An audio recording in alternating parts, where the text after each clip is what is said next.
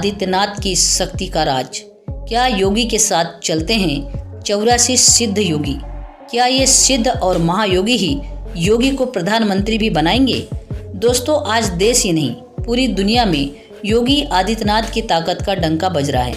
America के New York times से लेकर अरब देशों के अखबारों और उनके पार्लियामेंट तक में योगी आदित्यनाथ के ताकत की गूंज सुनाई दे रही है। देश के सबसे बड़े राज्य उत्तर प्रदेश के मुख्यमंत्री योगी आदित्यनाथ जैसे जैसे भ्रष्टाचार, अत्याचार, अपराध और माफिया को मिट्टी में मिलाते जा रहे हैं, वैसे वैसे उन लोगों के माथे की शिकन बढ़ती जा रही है जिन लोगों की ताकत का आधार भ्रष्टाचार, अपराध और माफिया है। दोस्तों, सवाल उठता है कि योगी आदित्यनाथ की शक्ति का राज क्या है जिससे गुंडे, अपराधी और माफिया कांपते हैं? योगी आदित्यनाथ की शक्ति का राज क्या है जिससे वे निडर होकर जनता की सेवा करते हैं? योगी आदित्यनाथ की शक्ति का राज क्या है जिससे वो राजनीति में आने के बाद लगातार ऊंचाइयों को छूते जा रहे हैं? दोस्तों, वीडियो को ध्यान से अंत तक जरूर देखिएगा और इस वीडियो को लाइक करके चैनल को सब्सक्राइब जरूर कर लीजिए। दोस्तों, योगी आदित्यनाथ मूल रूप से एक सन्यासी है और संत है। 22 साल की उम्र में घर को त्याग कर वो नाथ परंपरा के सबसे प्रमुख मठ गोरखनाथ पीठ से जुड़ गए। वास्तव में नाथ परंपरा और गोरख मठ से जुड़ना ही योगी जी की शक्ति का आधार है। नाथ परंपरा ने योगी आदित्यनाथ को शारीरिक, मानसिक और आध्यात्मिक रूप से बेहद शक्तिशाली बनाया, तो गोरखनाथ पीठ में उनके गुरुओं की राजनीतिक पृष्ठभूमि में उन्हें राजनीति का भी महान योद्धा बना दिया है। सबसे पहले बात करेंगे नाथ परंपरा की उन शक्तियों की जिनका संचार गुरु शिष्य परंपरा के जरिए योगी आदित्यनाथ से भी हो रहा है। दोस्तों, प्राचीन सिद्धियों की परंपरा से नाथ परंपरा का उदय हुआ है। नाथ परंपरा के उदय होने के बाद इसे सिद्धनाथ परंपरा भी कहा जाता है। सिद्धों की परंपरा में कई सिद्ध हुए, लेकिन इनमें 84 सिद्ध प्रमुख है जिनके पास अनेक सिद्धियां और शक्तियां हैं। सिद्धों से निकली नाथ परंपरा के संग कठोर साधना, हठ योग और ब्रह्मचर्य का बहुत कड़ाई से पालन करते हैं। परंपरा में भी कई नाथ हुए, लेकिन इनमें से 9 नाथ प्रमुख हुए। ये 9 नाथ है मत्स्येंद्रनाथ, गोरखनाथ, गहिनीनाथ, जालंधरनाथ, कनिफनाथ, भर्तरीनाथ, रेवणनाथ, नागनाथ, चरपटीनाथ। मत्स्येंद्रनाथ के बाद उनके शिष्य गोरखनाथ ने नाथ परंपरा को आगे बढ़ाया। गोरखनाथ ने बिखरी हुई इस परंपरा और उसकी योग विद्याओं को एक जगह एकत्र कर इस परंपरा को एक संगठित रूप प्रदान किया। नाथ परंपरा के आराध्य देव भगवान शिव है। ये हठ योग की साधना पद्धति पर आधारित पंथ है। इस पंथ के साधक सात्विक भाव से भगवान शिव की भक्ति करते हैं। वे शिव को अलख नाम से पुकारते हैं। नाथ परंपरा के साधक उम्र के अंतिम पड़ाव में किसी एक स्थान में रुककर धुनी रमाते हैं, जबकि कुछ साधक हिमालय की गुफाओं में चले जाते हैं। सिद्धनाथ परंपरा में कुंडली में जागरण का विशेष स्थान है। कुंडली में साधक से साधक के अंदर शक्ति का संचार होता है। इस साधना के जरिए साधक सिद्धक और ब्रह्मत्व को भी प्राप्त करता है। सिद्धनाथ परंपरा में व्यक्ति की आंतरिक शक्ति पर खास जोर होता है। यह परंपरा मानती है कि ब्रह्मांड में पिंड है और पिंड में ही ब्रह्मांड है। योगी आदित्यनाथ जिस नाथ परंपरा से आते हैं उनमें कई सिद्ध हुए जिन्होंने अपनी आंतरिक शक्तियों को जागृत कर अपने वाइब्रेशन को ब्रह्मांड के वाइब्रेशन से जोड़ लिया है।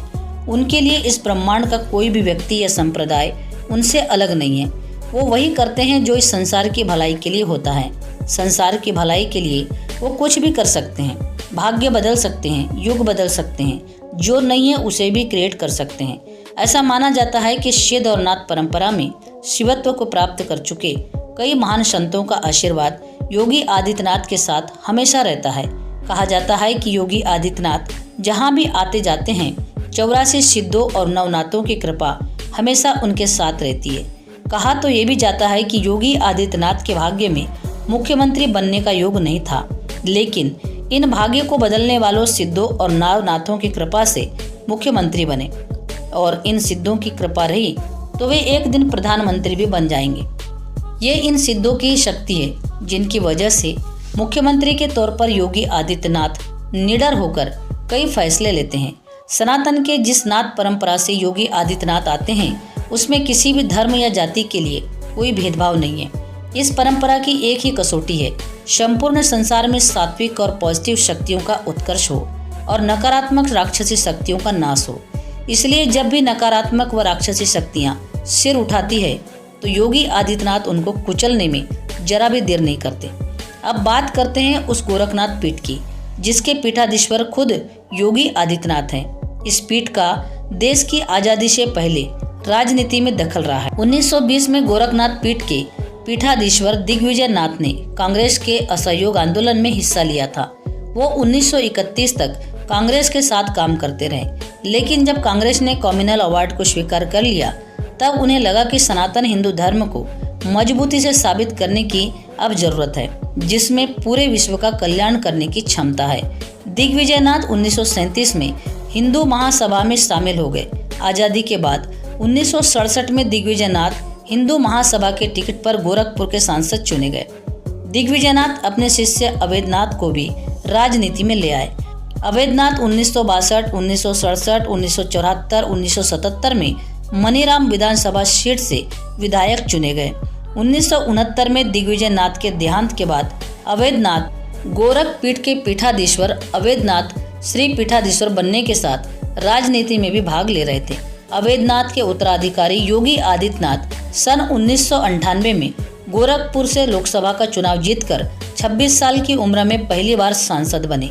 योगी आदित्यनाथ ने लगातार 5 बार गोरखपुर संसदीय सीट का प्रतिनिधित्व किया और 2017 में वे पहली बार उत्तर प्रदेश के मुख्यमंत्री बने। उनके नेतृत्व में 2022 के विधानसभा चुनाव में बीजेपी ने फिर से बहुमत हासिल किया और वे दूसरी बार मुख्यमंत्री बने। साफ है कि योगी आदित्यनाथ को अपनी गुरु परंपरा से आध्यात्मिक उपलब्धियां मिली, बल्कि उन्हें एक मजबूत राजनीतिक पृष्ठभूमि भी मिली। कहा जाता है कि इन्हीं वजहों से वो संत होने के साथ साथ एक कुशल राजनेता भी बन गए।